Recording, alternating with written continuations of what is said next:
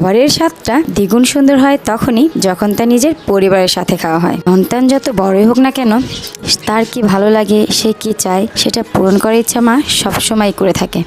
তার যত কষ্টই হোক না কেন, সন্তানের সকল ইচ্ছা পূরণ করার জন্য মা সবসময় তৈরি থাকে। গতকাল আম্মুর বাসায় অনেকগুলো মটরশুঁটি নিয়ে আসছিল, সেগুলো আমি বেছে দিচ্ছিলাম। আম্মু মটরশুঁটির চাপটিটা তো অনেক ভালো লাগে, একদিন করে দিয়েন। তো আম্মু তার পর দিনে এসেছিল এই চাপটিটা করার জন্য। তখন কিন্তু আম্মুর শরীরটা একটু খারাপই লাগছিল, তারপরও আম্মু এটা করতে বসছিল। আর আমি যে সাথে করে দিব, আমি শুধু খেতেই পারি এটা, কিন্তু করতে পারি না কিছুই। অন্যান্য সব ধরনের পিঠা বা রান্না করতে পারলেও এই চাপটি পিঠাটা আমি করতেই পারি না। তারপর আম্মুকে বলছিলাম যে আমি এটা অন্য কোনো দিন করতেন, আপনার শরীরটা যখন ভালো লাগে। কিন্তু আম্মু এমন কখনো হয় নাই, আমার কাছে কোনো কিছু খাইতে চাইছে আর সেটা সাথে সাথে করে না দিছে। এজন্য আমি একটু চেষ্টা করছিলাম দেখি এই চাপটিটা করতে পারি কিনা, কিন্তু কোনোভাবেই না আমি আম্মুর মতো অত সুন্দর করে গোল করতে পারছিলাম না, আর তেমন করে ভালো ভাজাও হচ্ছিল না। অনেকটা সময় লাগিয়ে আমি একটা চাপটি করতে পারছি, তাও আবার আঁকা বাঁকা আর অনেকটা বড় হয়ে গেছিল।